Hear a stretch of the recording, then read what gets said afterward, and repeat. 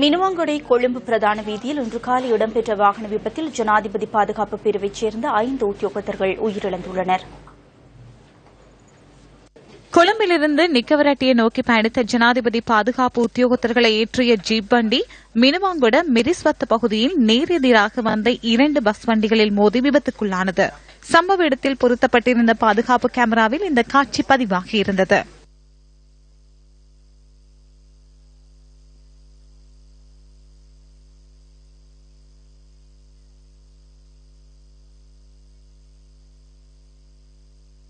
நிக்கவரட்டியில் உள்ள மரண வீடொன்றுக்கு சென்று கொண்டிருந்த போதே இந்த விபத்து இடம்பெற்றுள்ளது.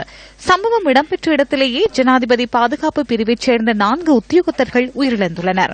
பலத்த காயங்களுக்குள்ளாகி கம்பஹா வைத்தியசாலையில் சிகிச்சை பெற்று வந்த போலீஸ் உத்தியோகத்தர் ஒருவர் இன்று பிற்பகல் உயிரிழந்துள்ளார். பெண்ணொருவர் உட்பட மேலும் 5 கடும் காயங்களுக்கு உள்ளாகி கம்பஹா வைத்தியசாலையில் அனுமதிக்கப்பட்டுள்ளனர்.